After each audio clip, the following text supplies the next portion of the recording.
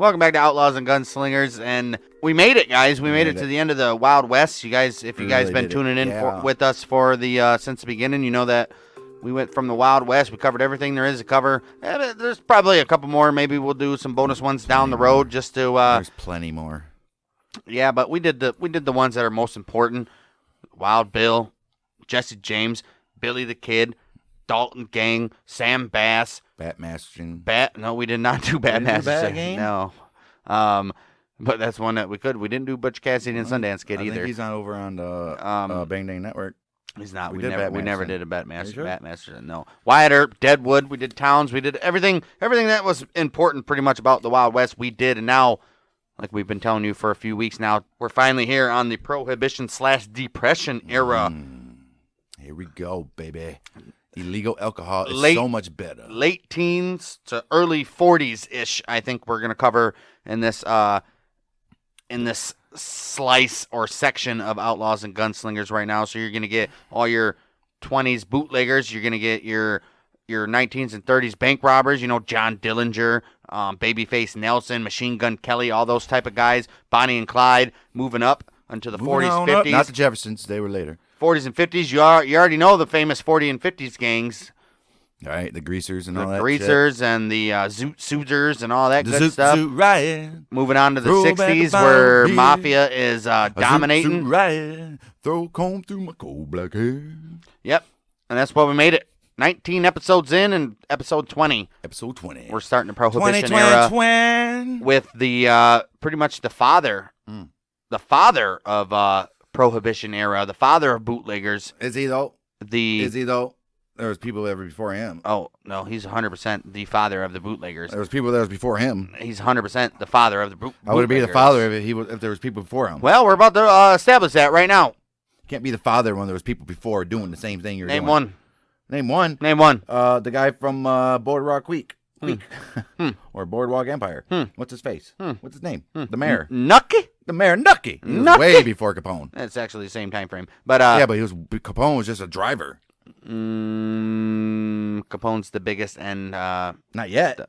Yeah. Not in that Boardwalk Empire show. Capone was just a little guy. Okay, you're going from a fucking fictional HBO TV show to the guy that the one name that we got made fun of, Luciano. No, you got made fun of Luciano. You got made fun of for the Lucchese name. Oh, because you said Lucchese. Lucchese? So what?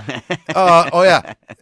We don't claim to be experts and know everything. If we get a name you guys wrong, should know this. Don't sue us. We got a little bit of flack from a couple people. Oh, they don't pronounce names right. And, they don't know what they're talking about. For one, we never claimed when we started the show we're experts.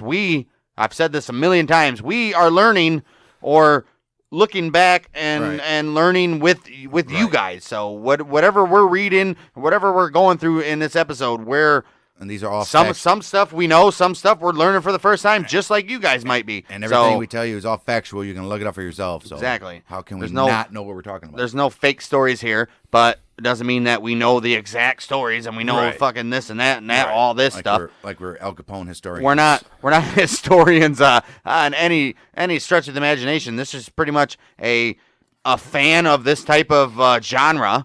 That's what we are, fans, and we're learning, and we're learning with you guys what's happening with these people and what happened. We're not a hardcore fan, who's gonna be like, I know everything about Al Capone. I even ordered this piece of clothing that was said to be on him when he died. It's like a little inch by inch square, and it's like how wrestling sells pieces of the ring and stuff. Yeah. We're not that. We're learning with you guys. We're going with the flow. I think we're gonna go how we go. So. Serial killers and all that shit in there too, right? Yeah, I don't know. That could be a spinoff, but Outlaws and Gunslingers for now. It's got to be serial killers and outlaw. Yeah, but serial killers is its own genre, and there's plenty of podcasts about those guys. True. So, but this one, as I alluded to already, the most famous of them all, Al Capone. Is he really the most famous of them all? Of the Prohibition era, yes. Known as Scarface. What I say, Scarface? Yes, you know that name. You don't like that. You know that name. You don't like that name. The movie Scarface was loosely inspired by his character, by the way. You would have been shot in the forehead if you said that in front of him. Well, he did get pretty pissed. the leader of the world famous Chicago outfit, Al Capone. He was on top of the criminal world until he got busted for tax evasion. They couldn't get him for money laundering. They couldn't get him for bootlegging. They couldn't get him for murder. They couldn't get him for anything else. But hey, he let his guard down. He didn't pay his taxes, so he's like, we got him on tax evasion, baby, and we're going to sentence him to 11 years in prison, which they did. They did. But as always, before we get there, we're going to go right back to the beginning. We're going to start at his early life and work on up to, obviously, his not untimely death. It's not untimely, is it? The way he dies, it's not untimely. Not I mean, untimely. It's kind of weird the way he dies, I guess. But we go all the way back to a little barrio in New York. Brooklyn, New York. I think that's the wrong word. Barrio. A barrio. He's not fucking Mexican. So? What is a barrio anyway? A barrio? It's in the same city though, right? It's just a little area, and Brooklyn is not part of New York City, is it? You say a borough. It's a borough. Barrio. No. The barrio. The borough. There's barrio. There's 5 boroughs of New York. Brooklyn, Long Island, Manhattan, all that type of stuff. Brooklyn is a borough. You said barrio. Barrio. What is that? That's like a Brooklyn. It's like a neighborhood in Mexicans. Oh. in Mexicans. Yeah, but a barrio is like a neighborhood, like Chinatown or something. Yeah, but this is a borough, the borough of Brooklyn. Whatever, man. I wasn't asking that. A barrio. Anyway, go back to Brooklyn, New York, geez. in the year of 1899 on January 17th. Little Al Capone. Oh, little Albert. Little Al Capone was born. Everybody is weird. It's like, oh, no, he was the biggest guy in Chicago. He was actually born in Brooklyn, guys. Born in Brooklyn. 1899, Al Capone was brought into this world out of his mama's vagina. Mm-hmm. His parents were Italian immigrants, Gabrielle Capone, a barber, and Teresa Capone, a seamstress. Oh, she's sewing some clothes. They're both doing stuff, man. Right. Well, Capone had 8 other brothers and sisters. Which is pretty common for the times. Right. 2 of which, Frank and Ralph, worked with him in his criminal empire. Oh, shit. He got at least 2/8 of his brothers and sisters. You got to have at least somebody there, right? And we all know about Frank and Ralph Capone, too. The Capones came to America from Italy, as we aforementioned. Right. The Capones came to America from Italy in 1893 and settled at 95 Navy Street in the Navy Yard section of Brooklyn. Okay. They moved to 38 Garfield Place when Elle was just 11 years old. That's pretty detailed. That's fantastic.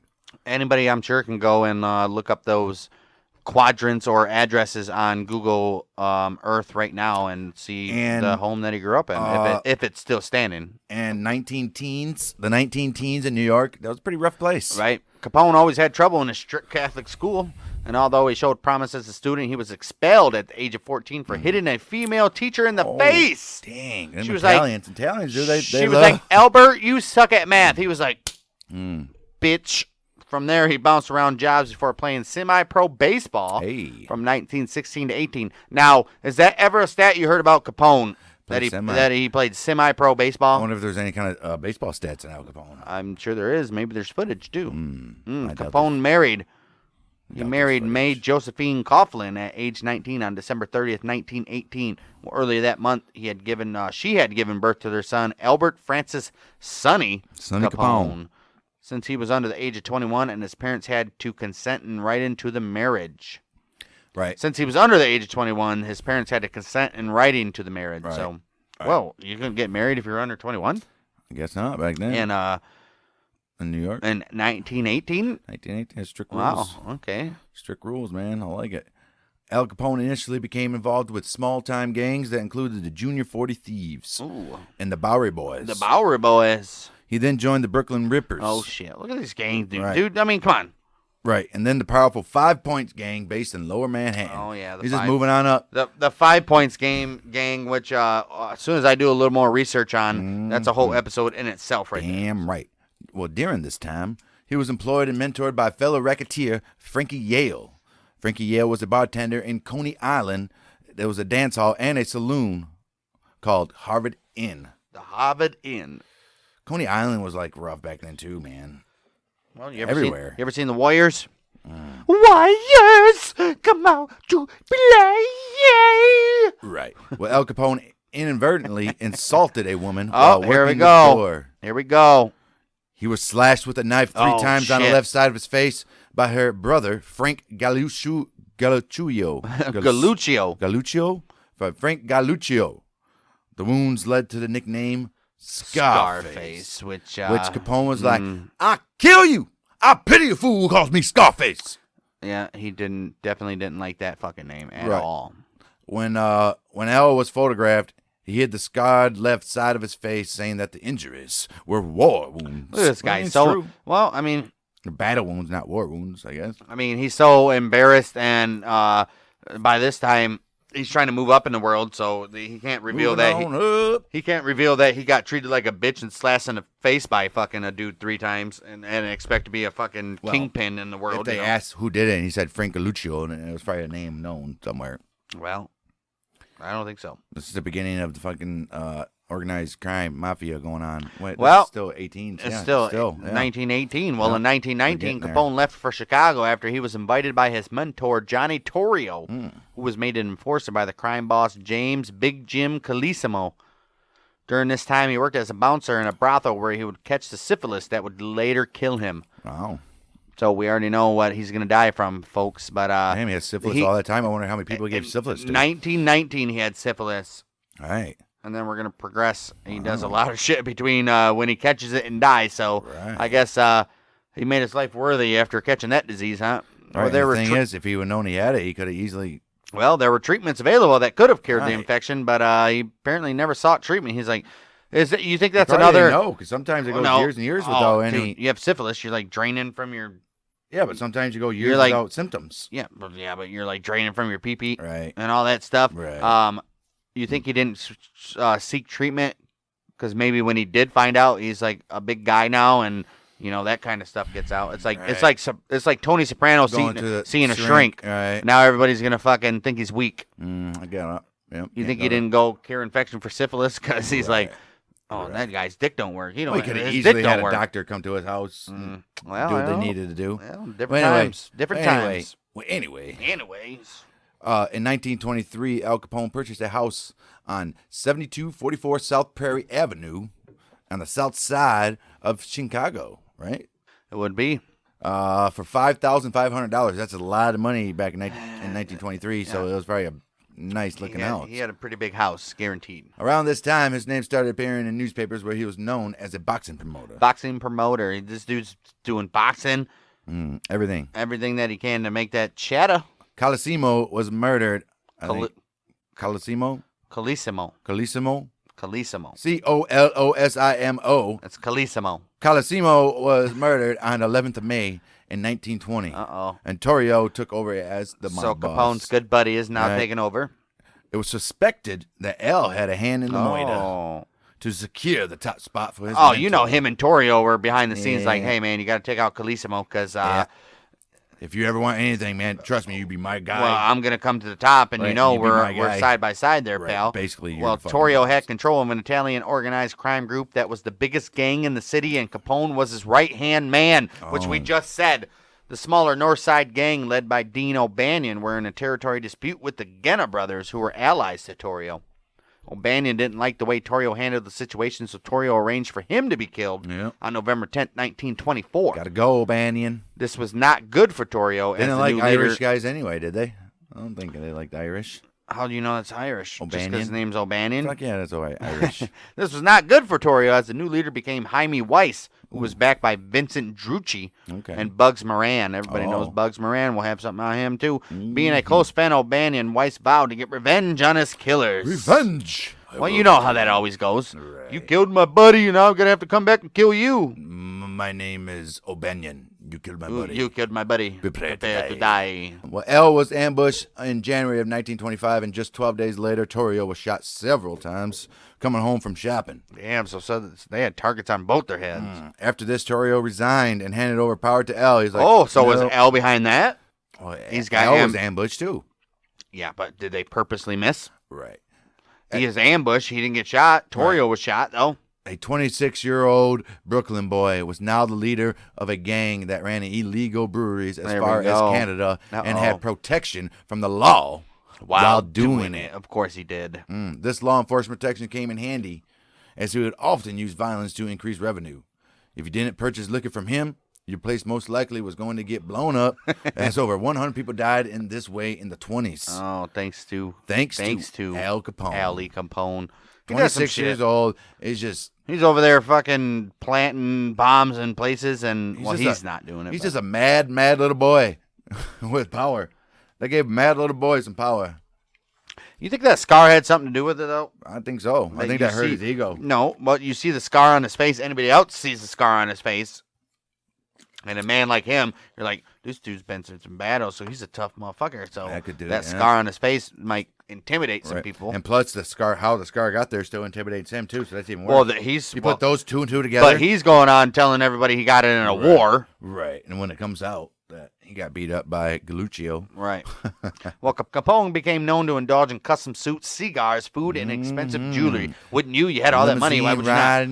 Right. Jet flying. He's a gangster. Of course he's going to. He then moved his base to Cicero, Illinois after bribing the town council and took over town elections, making it difficult for the North Side gang to come after him. I mean, so he's got all his people in place, and he's like, any of these motherfuckers come after me, and then he's probably getting intelligence and feeding it to the cops. So the cops are probably going to the North Side gang's hideouts and all this stuff, raiding them and taking everything they have and weakening their power. What a smart little guy he is. Right. September 20th, 1926, at the Capone headquarters at the Hawthorne Inn, the Northside gang used a ploy to get him to come to the windows. He's like, Capone, come out and play. He's like, ooh, play. He's like, oh. Once he ran over to the window, they opened fire with Tommy guns and shotguns. Capone wasn't hurt and called for a truce, which ended up falling through. Oh, so this dude's scared now. All right, 3 weeks later, Wise was killed outside the same flower shop that O'Banion was killed, which was also the Northside Gang's headquarters. Okay, obviously. I mean... Drucci and Moran... is it, I think it's like Drucci. No, Drucci. Drucci. Drucci. Say how you want. Drucci. I'm going to say Drucci. Drucci and Moran then Moran. Either way, Moran. Figure it out, guys. Then it's Bugs Moran. Everybody knows who Moran is. I don't care. And then kidnapped the owner of the Hawthorne restaurant and killed him. Killed him dead in January Shot him dead. of the year of 1927. After this, he required a good amount of security wherever he went and had a desire to get away from Chicago. He's like, I need to get some vacations, man. I got all these people hunting me. Right. Well, he would often take trips to Cleveland, Omaha, Kansas City, Little Rock, or the Hot Springs, which Hot Springs is a known hotbed. No pun intended. For maybe for gangsters of the time. Hot Springs was like a vacation spot for all the gangsters. How about when people say? We might have a little something about that. How about when people say no pun intended? They should say some pun intended, right? Because obviously there's a pun intended if you had to mention it. Well, I didn't mean to say. What? I didn't mean to. There was no pun intended to say it was a hotbed. It was not like I connected the two purposely. It's just what I said. Yeah, but it's still some intended. I mean, what are you gonna do? All those places he went, he paid for luxury suites and assumed names. So he never went over there and said, "Hey, my name is Al Capone. I'm checking into the Hot Springs Hotel." Right. And he never registered anything under his own name and didn't even have a bank account. Of course he didn't. Of course not. Why would you? This dude had a wad of cash in his fucking pocket. Man. Jeez.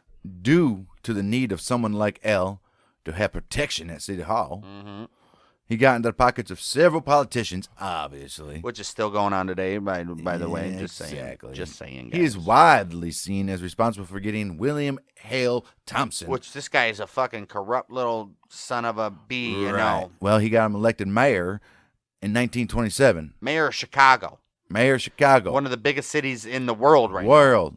In 1927. Well, Mayor Thompson favored opening up the city and talked about opening the legal saloons. Of course he did. He wanted, right. He was like, we need booze. Booze will make everything better. I promise you there'd be less violence on the street if we had booze. Voting booths were targeted by Al Capone, with one bomb exploding on election day, April 10th, 1928, and killed 15 people. That's a fucking terrorist attack, dude. This dude committed a terrorist attack. Right, he's a domestic terrorist. He killed 15 people at a polling place. Shit. Don't let fucking everybody go back and read on Al Capone. I mean, is he canceled? He'll be canceled. Well, I mean, He would be. Isn't he already canceled? No. Nobody's celebrating Al Capone like he was a good man. Nobody's canceling him if they had Al Capone Day. His legend is his legend. I'm sure there's a statue of Al Capone in Chicago in there now. I bet you there's not a statue of Al Capone anywhere. There has to be. No. Come on. Well, by this time, Bugs Moran was the leader of the Moran? North Side Gang after Weiss and Drucci were killed, No. both as the leader of the gang. So now Bugs Moran steps in to monitor Moran and his men. Capone's men rented an apartment across from the warehouse, which is Moran's headquarters at 2122 North Clark Street. Look it up. Right. On February 14th, oh, you know where we're going here, Valentine's Day, February 14th, 1929, Capone's lookout signaled to gunmen dressed as police to perform a quote-unquote raid. The gunmen lined up the 7 victims in front of a wall and gunned them down in cold blood. The incident, which became known as the St. Valentine's Day Massacre, shocked the public and damaged Capone's reputation. Within days, he was called by Chicago's grand jury to testify on charges of federal prohibition violations, but claimed he was too sick to attend. Okay. Everybody knows the St. Valentine's Massacre. If not, go and look it up, because immediately you see all the pictures of the 7 dead bodies laying on the floor in cold blood, gunned down with Tommy guns. It was nuts. These guys were ruthless. They were ruthless. You got to think the 70s, 80s mob. No, you guys think 60s, 70s, 80s mob. Well, we're not there yet. So you guys think outlaws and gunslingers in the okay, Old West were ruthless? That you ain't seen nothing yet. These guys are like the savages. Organized crime people were savages, and you can't call them cowboys. Organized crime. We're gonna get into it. You guys will see. This is way more savage, way more deadlier than the Wild West stuff. The organized crime is like the Sioux Indians out in rural South Dakota or something. You're getting hacked up, sacked up. Yeah, all the civilized people in the 20s were like, can't believe these gangsters. They're savages, barely even human. Savages, bootlegging alcohol. Hey. Look at these guys walking around in their Look at them. pin suits and driving their fancy cars. Fancy cars. Right. Their Tommy guns. Capone was known for having other people do his dirty work for him. Of course, obviously, he's a fucking boss. However, after finding out that 3 of his men were conspiring against him, I mean, come on, you can't trust the hoes, right? he was like, I knew it. I knew these guys. They're like, what do you want me to do, boss? He was like, I'll take matters into my own hands. Who do you think it is? Well, the 3 men were Scalise, Who? Anselmi, Anselmi, Anselmi, Anselmi, Anselmi,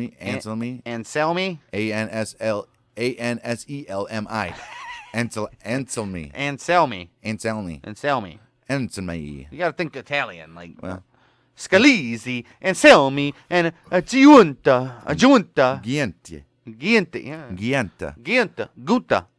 maybe Gunta. Giunta. You guys form your own fucking opinions, okay? Right. We're tired of. I mean, we're not gonna get all these Italian names right, okay? Definitely not even. Maybe we won't even get Capone right sometime. Right. Anyway, those 3 men were supposedly plotting against him with rival gangster Joe Aiello. Oh no, not Joe Aiello. Aiello? Aiello, man, Aiello, not Joe Aiello. Knowing this, Uh-oh. El was like, What happened? What did he he's say? like, these motherfuckers. What was he doing though? He grabbed himself a couple bottles and he's just like, you know, after a couple That's bottles illegal. go down, and That's you're illegal. already a crazy mofo like Al Capone, and you got a couple bottles, and you got 3 guys that has conspired against you. Yeah, what did he do though? Well, Capone supposedly beat the 3 men with a baseball bat and ordered his bodyguards to shoot them. Oh, so he just fucked him up. He never killed him, so there's not a murder charge on him. Right, but he ordered some his Yeah, bodyguards. but RICO charges weren't invented back then. Several people dispute this, though, Oh, okay. saying that El he would never do the work himself, and that it was probably his boys out there doing that shit for him, and he had his boys go and say El did it. You know how it goes. You go, Yeah, you see what Al did? He bashed those motherfuckers' face in. I just seen you hit that guy like 12 times. I think he would have. I think the story of at least cracking him over the head a couple times with a baseball bat.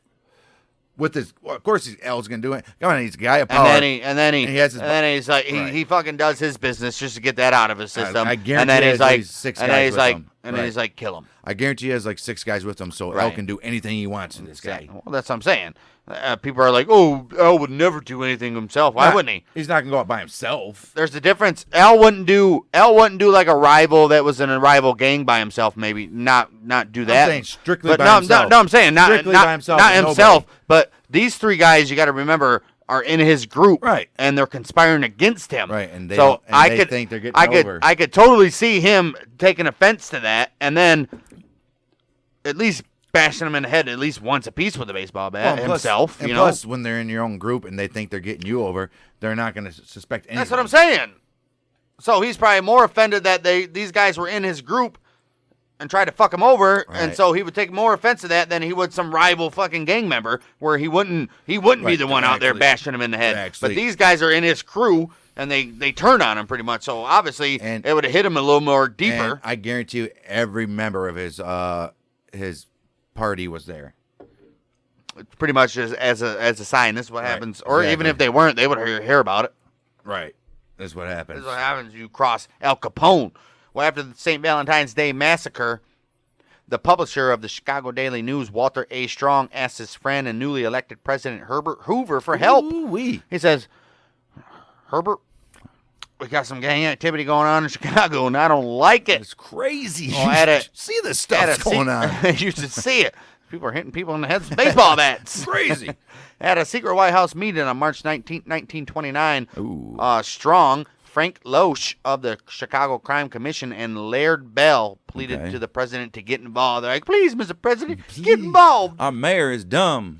Hoover decided that with most of the police and magistrates under Capone's power, that the only way to bring him down was with the federal Right. government. It's the only way. And but you also have the local. You have to have the local government be compliant too, which we see that ain't happening. Well, I think what that means is they're gonna cook up some charges federally. Right now, all he's doing is right. state charges. Right. So they need to get him something on federally, which ends up being the tax charges, obviously. Exactly. Well, a multi-agency attack was launched on Al Capone. Of course they were. The Treasury and Justice Departments developed plans for income tax prosecutions on Chicago's gangsters. Right, because how many? I mean, wouldn't that be the first step? Like, we got all these Right. gangsters getting cash flow. How Right. many of them are actually paying taxes? Right. We're like, wait, yeah, we never really looked into this. I mean, Right. they're paying taxes on their little buildings, their little speakeasies and stuff. That's legal, Right. in the sense of the law. But Right. any income you get, you need to pay taxes on, whether it's True. you're doing this or that. And Well, yeah, at this very same time, a small elite squad of Prohibition Borough agents that included Elliot Ness. oh, Elliot Ness. We'll have an episode on him too, guys. Don't worry about that. They were deployed against the bootleggers. So Yes, you got he these guys, was. basically the Texas Rangers. Elliot Ness was like, Yeah. I'm gonna get every This bootlegger guy, I can. he ain't kidding. In a city full of corruption, Oh, Chicago. these guys were not able to be bought. Nope. This led for a writer of the Chicago Daily News to dub them the Untouchables. You guessed it. The all right. you didn't do the old. should. you didn't do the old thing. I should right there. Yeah. This led for a writer of the Chicago Daily News to dub them. You guessed it. What they dub them? Yeah, there it is. I didn't guess it. Oh, you didn't guess it? Tell me. The Untouchables. It was the Untouchables. There's a movie about those. I think in like Yeah, 88 or 89. Kevin Costner and Kevin Costner and somebody else. of course, it's Kevin C. Well, anyway, Strong used his newspaper resources to gather info on the Capone gang. So this guy, this is damn good journalism. What a damn good journalist right here. He's actually doing his journalism Right. for good to get rid of crime and drugs and, Right. and alcohol and all this shit out of the neighborhood, that he wants to be a peaceful place for people. See, back then you could like kind of glorify these guys because you knew that would piss off everybody, and the law would get them. That's what he was doing. Well, not only that, back claiming then, to be back untouchable then, and- gangsters like Capone and They we'll get into Nicky. What the hell's his name? It's kind of like back in Old West when Clint Eastwood would come into town and clear out the Clint Eastwood didn't live in the Wild West, right? cleared out the troublemakers. Clint Eastwood did live in the Wild West. They make a lot of movies about him. Somehow he gets to play in them too. Yeah, right. He's a fucking old guy.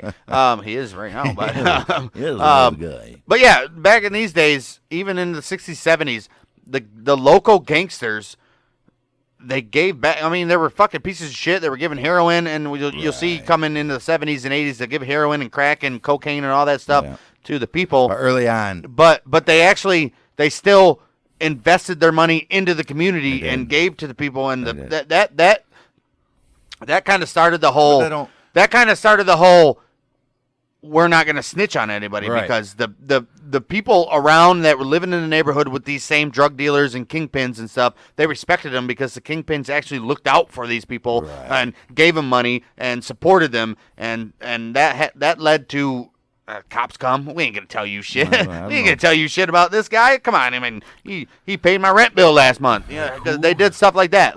And this is the exact same thing. It's true. Capone's doing the same thing. Ain't nobody gonna tell on Capone. That's smart. But now you got a journalist though that's he's like, wait, coming in and he's like, look at these guys. Look at these guys. I got some connections, and so now we're gonna investigate you, Capone. They're running half of a city right now. Well, guess what happened? Half of a city these guys are running. Almost a full city. Almost a full city. Well, Capone was arrested on March 27, 1929, while leaving a grand jury testimony on violation of Prohibition laws stemming from him faking an illness earlier to get out of another hearing, which we already covered. He was arrested on May 16, 1929 in Philly for carrying a concealed weapon and indicted on May 17th. That's what got him. Well, following a guilty plea, he was sentenced to 1 year in prison. He was sent to Eastern State Penitentiary on August 8th and released on March of 1930. So he went August 8th of 1929 and released in March. So see, they had it. They tried to get him off the streets for as long as they could. So they start. See, if I was Al Capone, I'd have been a little suspect right there. I'm like, all right, they'll get me on this shit, but he's gonna keep on going. Well, they got him for carrying his concealed weapon. But he ain't stupid. He knows damn well. So he served from August to September, October, November, December, January, February, March. He served 7 months in prison for carrying concealed. He got out in 1930 of March, and after this, Public Enemy number he one. would shortly be listed as Public Enemy also made number a movie one. with that name on it too, guys. It's called Public Enemy number one. Yeah, but that's not Capone. Huh? That's not Capone. Yes, that's why the movie's called Public Enemy number one. No, Public Enemy number one is John Dillinger. We will see. We'll get to John Dillinger, but there's been several Public Enemy number ones. Was it John Dillinger? Yes, in this era, movie? Yeah. It was the movie about John Dillinger? Johnny Depp was. Right. What is he? Yeah, Johnny Depp, Public Enemy number one. Yeah, there'll be several Public Enemy number ones because they got him out of the way. They either died or they killed him, and then the same another guy was Public Enemy number one. But Al Capone is the first ever Public Enemy number one to the state. It's like similar to the terrorist list that we see now. He was a domestic terrorist. You remember? You know how like they use like cards. Yeah. Bin Laden was like the ace of spades and all that stuff. This is pretty much their list with organized crime in the United States right now. Right. Well, the year is 1930, the month of April. L was arrested in Miami for vagrancy. So he's a homeless guy. Why didn't... It's ridiculous. But it didn't stick, and was again arrested for vagrancy once again in Chicago in September. So vagrancy technically means homelessness or wandering around... Right. Not having any place to go, pretty much. Right. They're being vagrant. Is there a movie called Vagrancy? So is there a movie called Vagrancy? There's a movie called No Vacancy.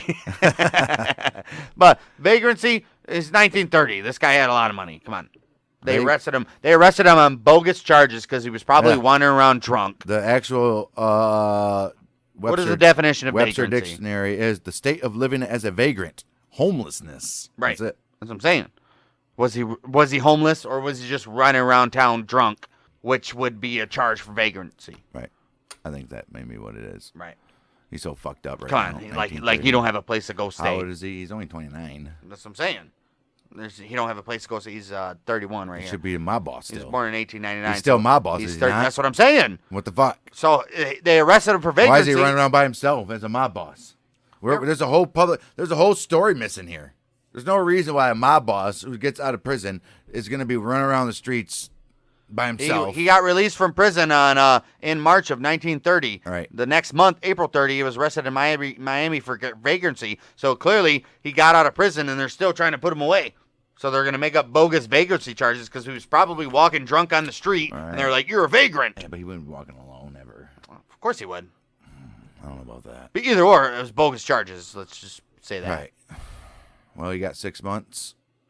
contempt of court, though, so he never showed up. He ended up being charged for contempt of court and sentenced to 6 months in jail. He remained free while the case went through an appeal. Okay, well, Assistant AG Mabel Walker Willebrandt figured out that while mob figures live public, lavish lifestyles, none of them filed tax returns, Oh, which look at we already that. know where this is going. Took him that long to figure that out? This meant they could be convicted without any real hard evidence, which was proven right by her prosecuting a South Carolina bootlegger. In 1927, the Supreme Court ruled that illegally earned income was subject to income tax. Right. You either owe So- it or you're going to jail. So they pretty much passed a law, not directly of Capone, but Capone and others like him as a whole. Well, it's for when they get him. That law's there. That's what I'm saying. We got you now.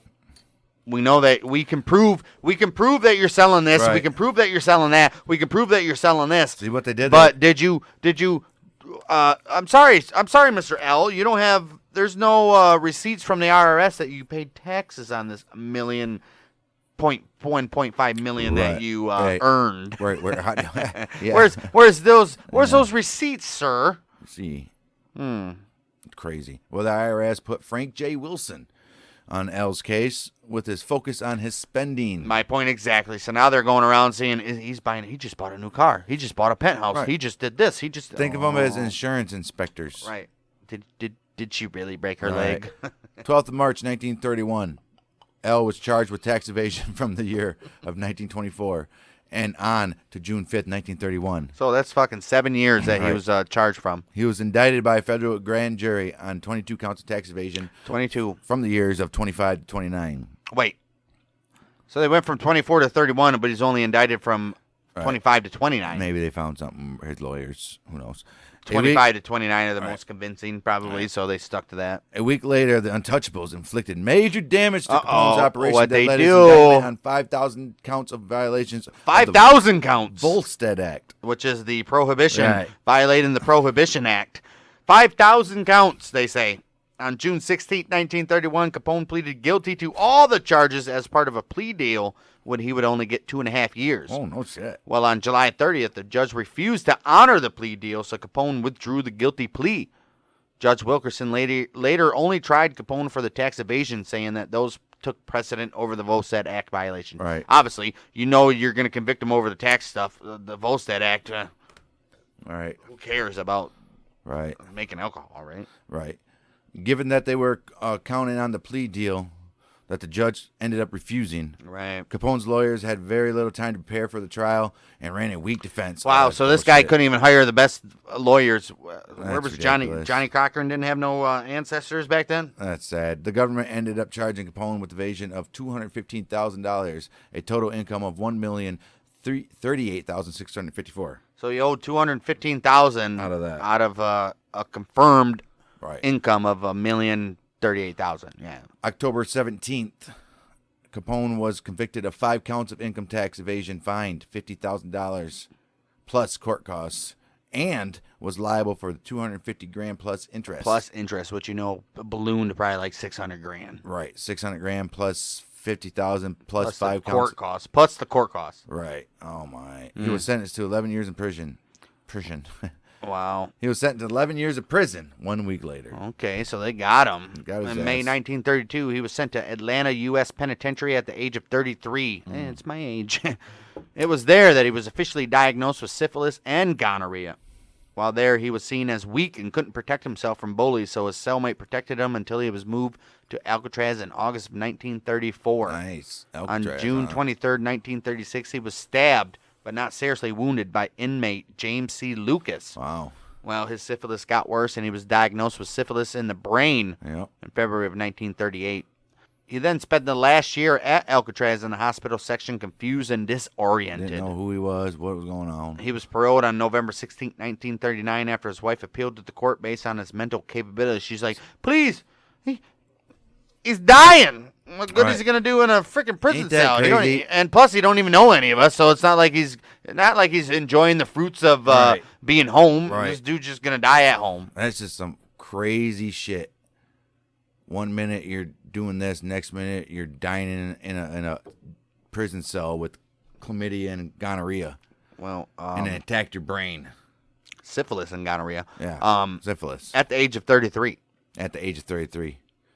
Jeez. He lived a little bit longer, but After he got out of prison, he went to Baltimore to be treated for syphilis. about time. You should have done it later when we just said there was treatments available, Why guy. weren't they treating him in prison? He first tried to go to Johns Hopkins Hospital, but they refused him. They were like, yeah, I don't know about you, but Right. we ain't serving Yeah. we don't serve your kind around here. So he went to Union Memorial Hospital instead. In 1940, he left Baltimore and headed for Palm Island, Florida. You say Baltimore. Weird. Baltimore.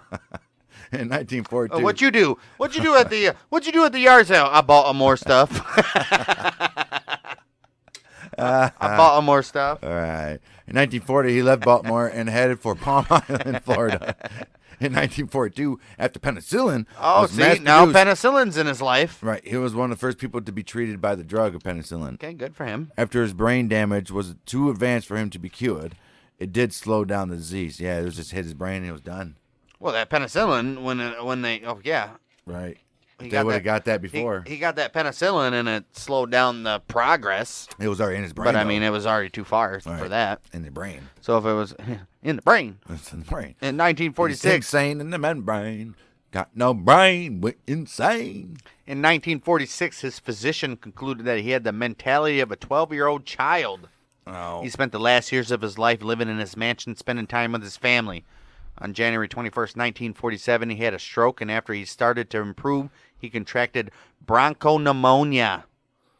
On January 22nd, he went into cardiac arrest, and on January 25th, he died after his heart failed as a result of apoplexy. Oh, jeez. He was taken to Chicago for a private funeral and buried at Mount Olivet Cemetery, and then his remains were moved to Mount Carmel Cemetery to be with his father and brother.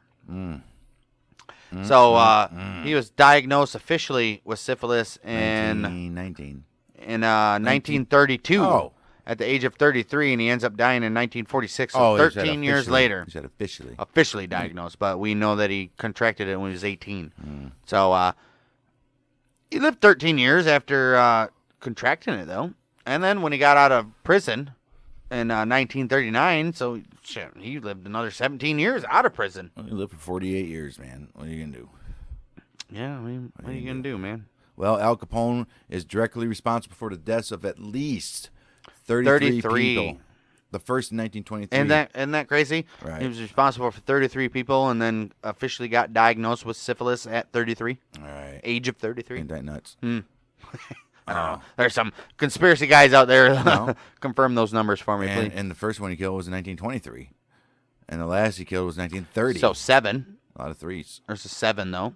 Right. There's a 7 in there as well. Okay. 7-day theory, Machiavelli, Right. Illuminati. Being one of the most notorious gangsters in the 1920s, he had several books, music songs, like Music songs. and a lot of movies made movies. about him. Right. There's memorabilia. You can buy like action figures of Al Capone. It's crazy. Sure you can. The most famous of which is the 1987 movie, The Untouchables. The Untouchables. Where he was played by Robert De Niro. Robert De Niro. And Kevin Costner was the cop that took him down. Wasn't Kevin Costner Elliot Ness? I think so. He was. And that's the life and times of Al Capone, the most famous Prohibition era bootlegger / gangster, the origin of the name Scarface as a gangster. And he don't like that. You don't call him Scarface. He sure didn't like that. I'm sure there's more private stuff that never Right. been told to the public, but what you just heard is everything that is available to the public, and you can verify everything we just said in this episode. Yep. Sure What a hell of a way. We started off the Wild West episodes with Wild Wild West. Bill, Wow, West. which was the most famous. Wow, Well, the first Wild famous. West. How fitting is it for us to start off the Prohibition era with the first known, the best known and the first known What? bootlegger Is gangster, he? just like we did with Wild Bill and the Wild West, the first known, the biggest known, It's true. one of the biggest known outlaws, or not outlaws, he wasn't even an outlaw. And they I both- mean, he did some outlaw stuff, but the biggest gunslinger, And they both left before their time. and they both, they definitely got killed way before they were old and gray. So, yeah, we're starting off Prohibition with a bang. We'll be back next week with... Who are we doing next week? What are we doing? George Remus. Who? People don't know who George Remus is. He's Who? actually kind of like behind the scenes of the Right. of the bootlegging. He's Saul Goodman. It's kind of like that, yeah. The George Remus is the behind the scenes of the bootlegging process in the early days of You always got to have a bootlegging. lawyer, So, right? And no one's ever really talked about lawyers. what a way to start off our Prohibition / Depression era Right. episodes with Al Capone, the master of everybody knows Al Capone. If you guys are here because you thought we were going to do another Wild West episode, Wild West. Sorry. It's there, man. well, we're not at this moment, but you never know when we're going to do there's still Wild West stuff to do It's not happening for a long time. in the future, but It's gonna ain't be no a reason long if time. you're into Wild West stuff, you're into this stuff pretty much, I would assume. Why would you not? So, Al Capone, that's all about it. But we'll What's be your back. favorite gun from this area? I think it has to be the Tommy gun, right? Tommy guns. I mean, obviously, the machine gun, fucking with the round fucking clip. clip at the bottom, and just and the guys that are firing it have fedoras and long coats on, and yeah. I mean, Trench God, coats. no, not even trench coats. They're just business suits. Right, And business coats. everybody's in this era. Every gangster is in suits and Right. ties and Right. and 3-piece suits and Love it. fedoras and all that good stuff. Love it. We got a bunch of good stuff coming up for you guys. Like I said, John Dillinger, Bonnie and Clyde, Babyface Nelson, Machine Gun Kelly. We got all the bank robbers, all the immigrants. Yes, Yes. some of them will be immigrants. All the That's gangs. very true. There would be a lot of immigrants. I was reading what was on the screen right here. It says Italian immigrants. But yes, Oh, shit. we'll be all back. We'll be back for all that next week. George Remus, which Remember the TV show? All we That? like to do. Yes, we like to do famous guys and then not so famous guys. So we're not only gonna do famous guys. We're gonna do. We never said we're doing famous guys. We're just What I'm said we're- saying, we're gonna just like the Prohibition era. Wild West stuff. I'm sure we did. Sometimes the biography I'm channel sure- play somebody that you don't I'm give a shit sure we about. did a lot of stuff that people didn't hear of in the Wild West who were famous gangsters in reality. Right. But you just don't hear in pop culture. You get it. But same thing's gonna apply here. So we'll be back next week with George Remus, George who is Remus. who's a businessman behind the scenes of bootlegging, and he owned a lot of factories and a lot of bootlegging processes. So he's got an interesting story. So we'll be back next week for that. Make sure you go check out Multi Michiganders. We're doing sports history of the week. We're doing Deadwood Review, the Deadwood TV show. Hopefully a Wild West holdover. Right. You like that, bud. We're on episode 9 over there. And then I think we're going to start up our Monday Night Watch Along again. So I don't know. We're seeing what's going on. But the Multi Michiganders, wherever you get your podcast. And we'll be back next week for George Remus. George Remus. This is Can't wait. We are the Multi Michiganders with Bang dang.